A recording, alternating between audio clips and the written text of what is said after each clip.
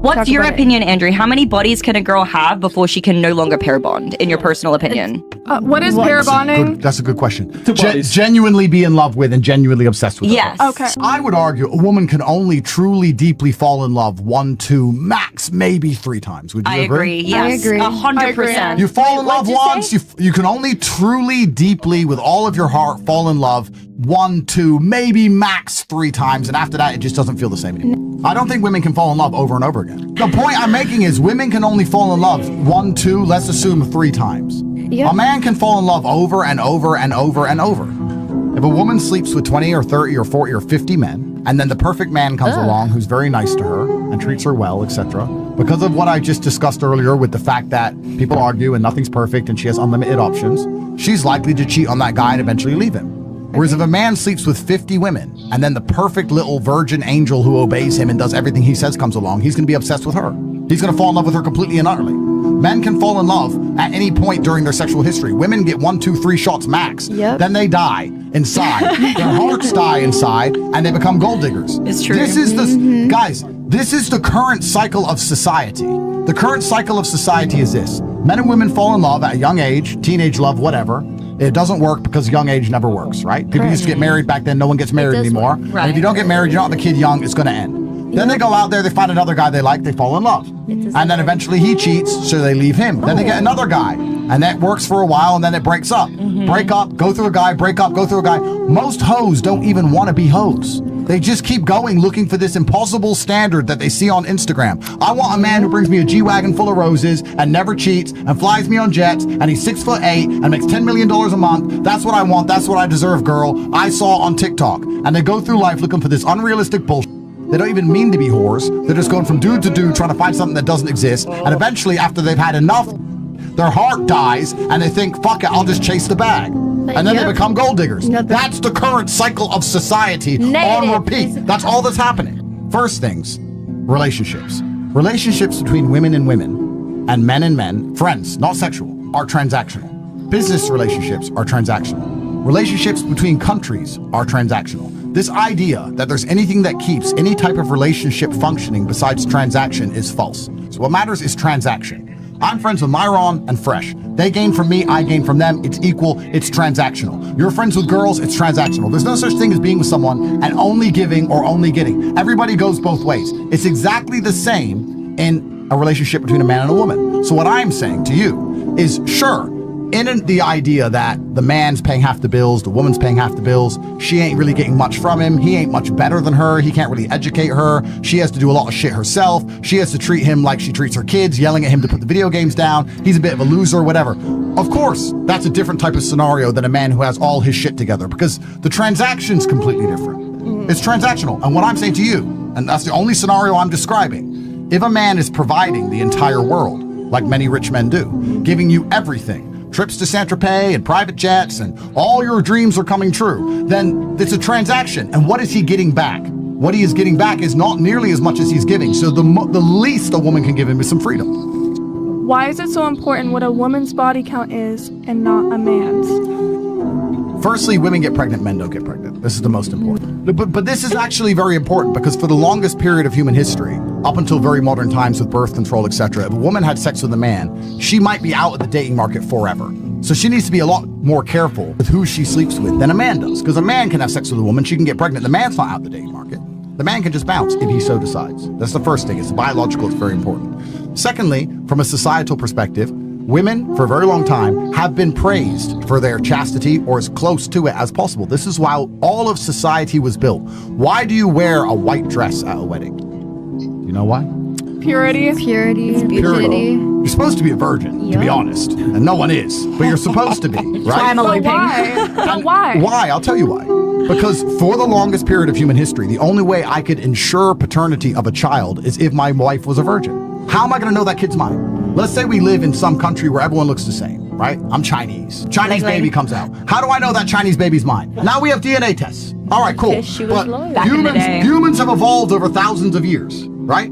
How do I know that baby's mine? The easiest and only way for me to know that child, which I now have to take care of, which is supposed to share my name, which I have to invest years into trying to make a prodigy of me, which I have to give my empire to, which I have to give my money to, that son. Everything I've ever worked for, everything on my back goes to him. How do I know he's mine? How do you know? Well, the easiest way is if the woman's a virgin. That's probably one of the only ways, right? So we now live in a new modern society where you can trick with science. You can take birth control, you can get DNA tests, you can sleep with all these men and get away with it, etc. But this is not the way things ever were. And if you accept that, then you must accept that evolutionarily, biologically, I would argue that there is a mental component to all of these things. And I want to give you all a thought experiment because I'm treating you like adults.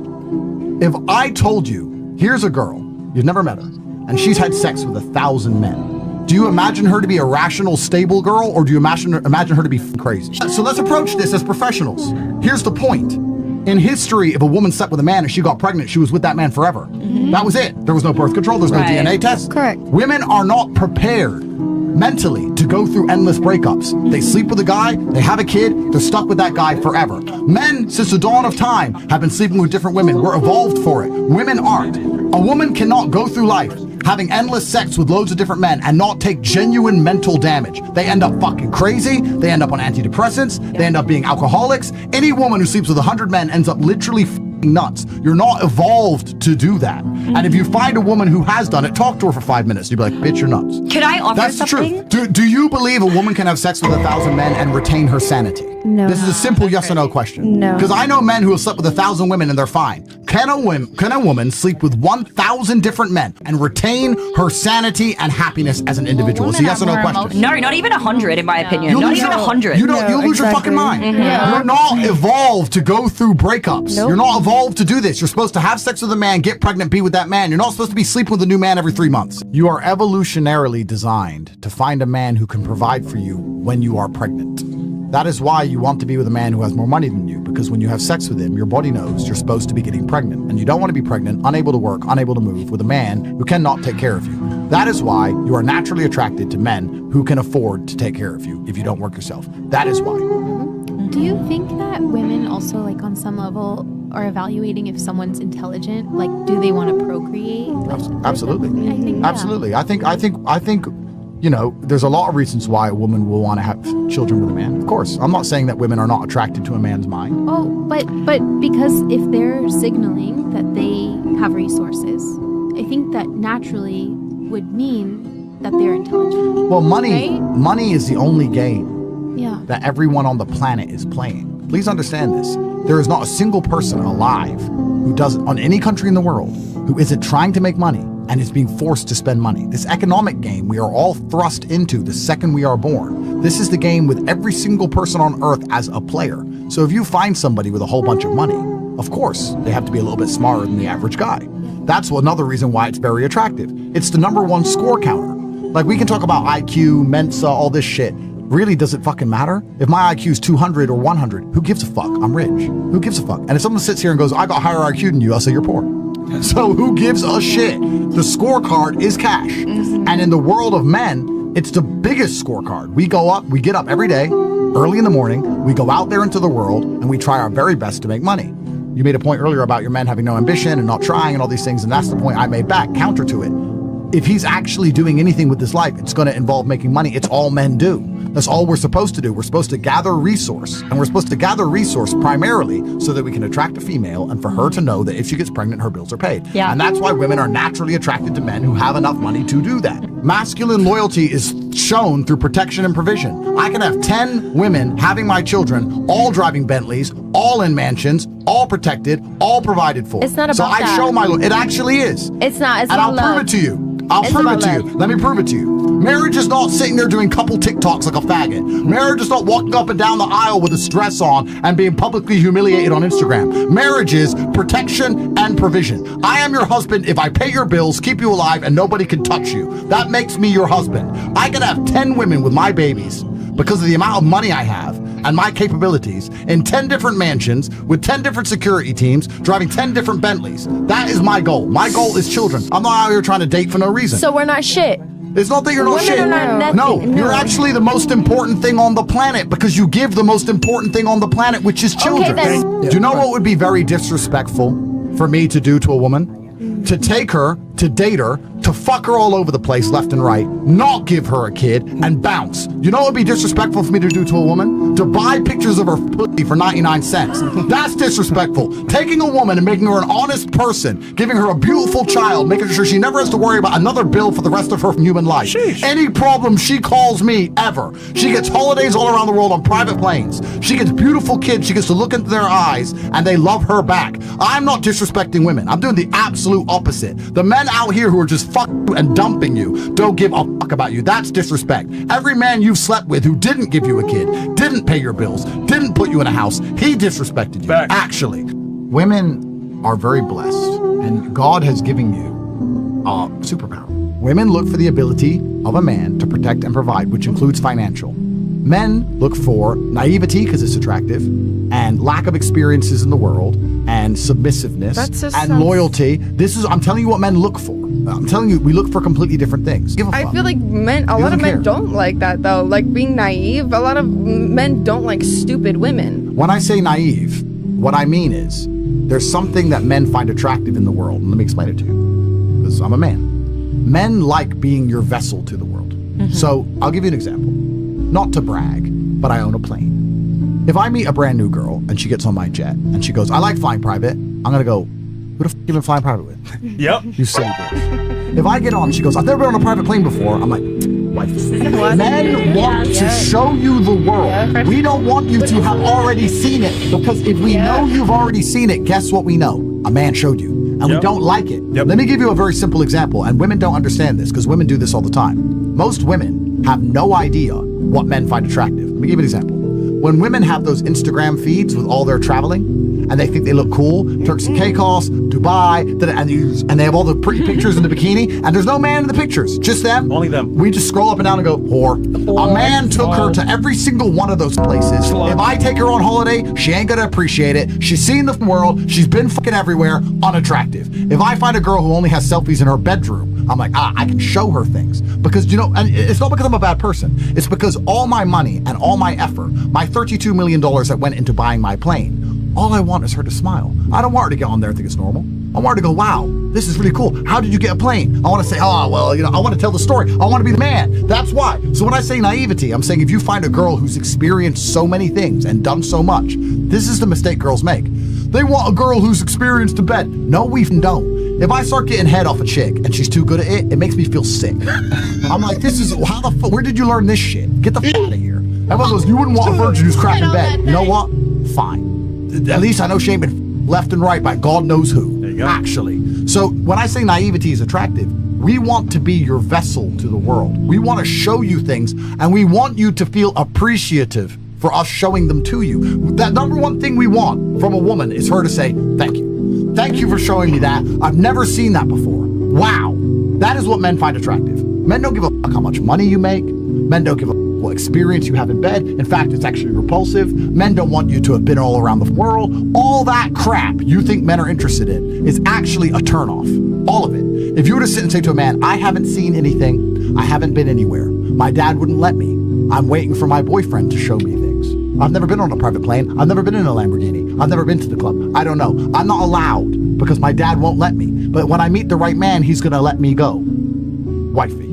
That's how it works. And the superpower is your sexuality. Yep. And there's always going to be some man who wants to take you on a date at some time. It really doesn't matter even how ugly you get. The quality of the man will go down. But there'll be some dude somewhere, even if you don't like him back, who wants to take you on a date. Yeah. And because of that, you always have some man around who's prepared to fix your problems to some degree. And that allows you to live in a fantasy land. Yeah. You get to go through life understanding none of the realities of how the world really works. And when I sit here and try and explain them to you, you can sit and just deny them all and say, no, that's not true. The sky is actually green. It's not blue, it's green. And you can go outside and find some dipshit to take you to Starbucks and sit there and have a carrot cake. And you can say, I think the sky is green. I believe in star signs. I think the sky is green, and everyone thinks it's blue, but I think it's green. And some asshole is going to go, yeah, it is green, babe. And you get to live in this dream world. And when reality appears, for example, violence or a negative situation, you just call a man on the phone, call the police, and a man comes. You all live in a dream. Men don't get to live in a dream because men are in constant and endless competition with each other because we already talked about how men need money, and it's the scoreboard of life. So if I'm trying to win the game of money, I need to understand the rules of the game. You get good at chess by understanding how the pieces move. I need to be as realistic as possible all of the time so I can be as competent as possible to win. You don't have to do any of that. So we understand the real world. Most women go through life living in a complete fantasy land, not understanding anything. And when you tell them the truth, they don't want to hear it. The truth of the world is this. You shouldn't be having sex with a man you don't want to have kids with. You shouldn't be wanting to have kids with a man who ain't got any money. So you should want a man who makes enough money to provide for you when you have the children. And you should be optimizing to get that man and have the children as soon as possible, because every year you wait to have them is a year you don't get with them when they're older. You need to optimize for the number one thing you are good at, which is children. It saves society, and most importantly, it saves you. It saves your heart, it saves your soul, it saves your mind. That's what you should be doing. So That's what's the your truth. advice? What's your advice to find a rich man? It's not just a rich man. I mean, Okay. it is a rich man. A good man. It is a rich man, but a good man. The number one way to meet good people, let's remove the gender from the argument. The number one way to meet good people is to do what? Be a good person. If you're a good person, you meet good people. If you're going to be a piece of shit chick, guess what kind of dude you're going to end up with? I guarantee any of you women here, despite all of your pasts or what you've done, whether they're good, bad, empty, full, none of it matters. If the next time you meet a man, you are humble, you're not bragging about shit you already did, if you allow him to feel like he can show you the world, if you show him respect, if you sit there and text him good morning every morning and good night every night, if you're nice to him, if you're his peace, I guarantee you're going to find good men. It's really not that hard, because men don't want that much. We want to feel respected. We want to feel like our hard work is appreciated. We want a woman who ain't gonna fuck no one else. That's it. It ain't that difficult to get a man and keep him. Have you noticed that men don't really break up with women? Women leave men. Men, even if you piss us off, we'll reply less. We may cheat, we may see you less, but we never really say you block forever. We always keep you. It's really hard to lose a dude. It's fun. We tried to the end. We're like, I've spent so much money on this. She's annoying me. I've spent so much. Let me just ride it out. It's hard to lose a guy. How the f are you losing a guy, bro? Yeah, facts. And every day we go through war. We wake up. We go out there into the world, we try and make money, we suffer all the stress of that, we deal with the legal cases, we deal with our ops wanting to shoot us, we deal with all this shit, and you know what we do at the end of the day? We scroll up and down our phone and see which woman who is being nice to us. That's it. Not the woman who gives the fucking throat go, not the woman who's best bed. We just scroll up and down and go, which one's being nice? Well, she's nagging, she's nagging, she's nagging, she's being nice to me. And we go to the nice place, because our lives aren't nice. It's actually very easy to keep a man happy. But you're not interested in keeping a man happy because you believe that you shouldn't have to keep a man happy. A man should only have to keep you happy. Men aren't people. Men don't matter. Men have no feelings. A man should give me everything I want all of the time, and I have no obligation to him in any regard. And if you go through life that way, you're a bad person, which means you're going to meet bad men. If you start being a good person, you'll meet good men. Good men are everywhere. They're everywhere. There are men out there desperate to have families every day of the week. Men want kids. Every man wants a son. Every single one. Facts. So it's actually very easy to find a good man. Actually. But you have to also, and there's another thing, I'm giving you advice. I'm giving you girls advice, genuinely. If you want to be a professional at anything, you have to analyze the rules of the game. If I'm going to play chess, I have to know how the chessboard works. You have to understand what men find attractive. Most women have never stopped and considered for a second, what do men even find attractive?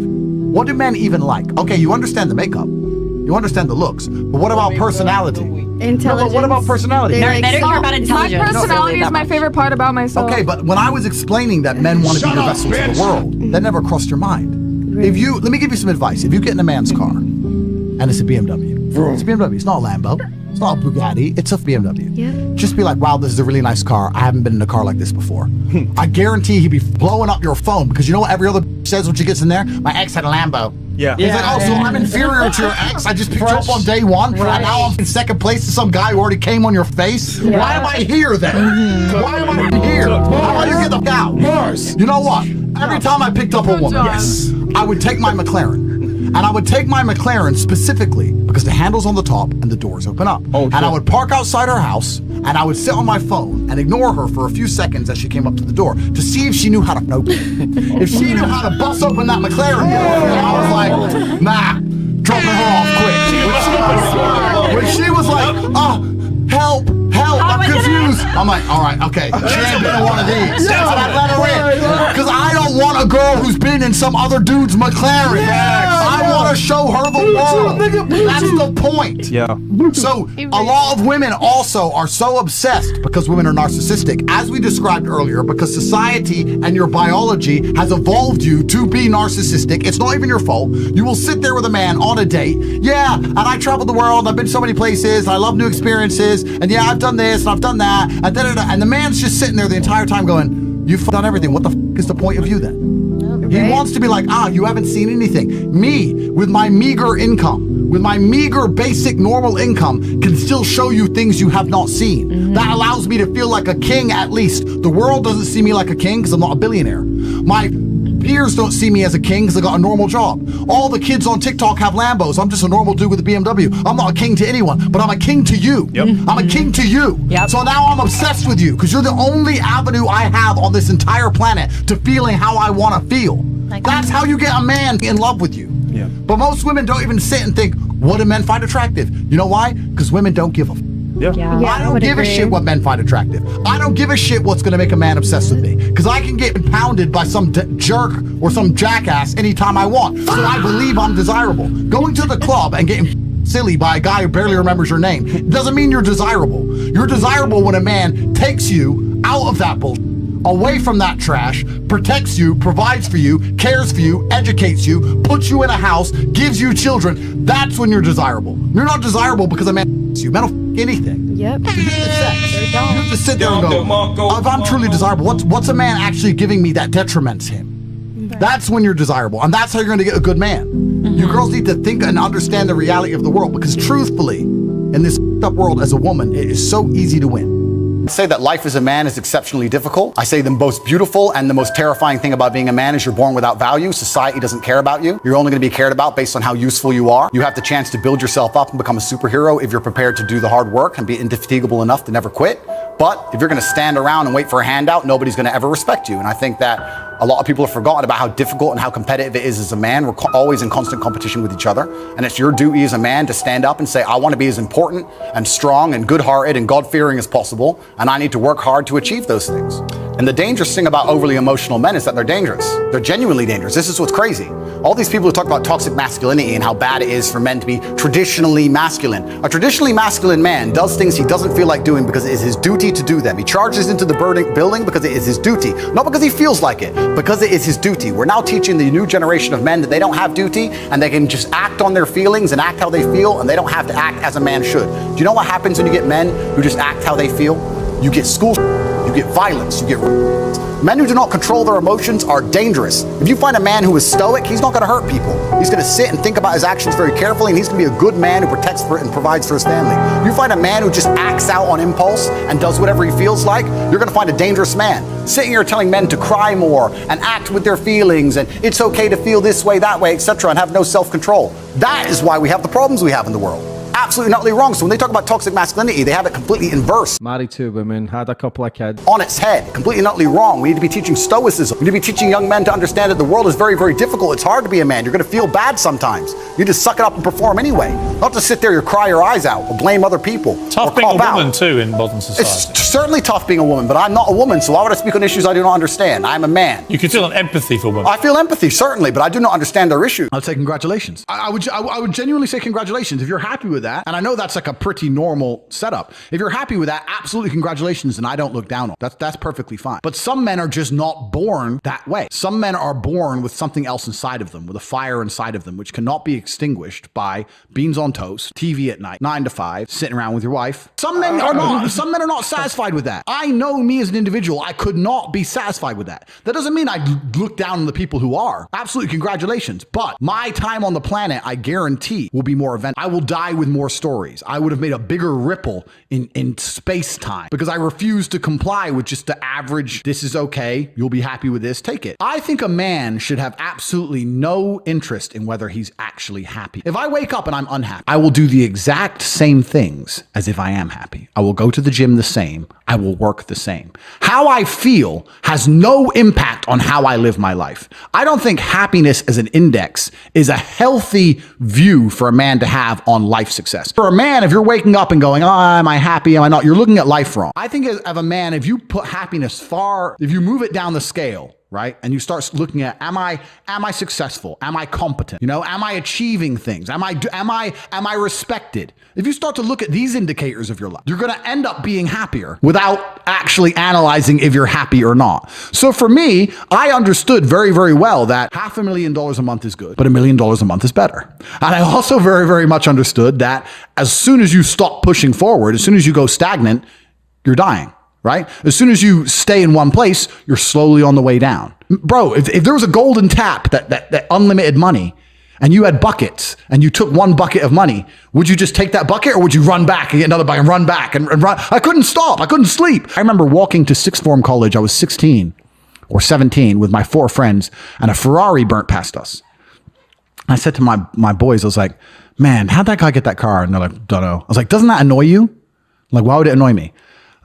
Because we're going to school, our parents are on council estates. Like we're trying to scrape 20 pounds a week to eat. This dude has 400 grand for a car.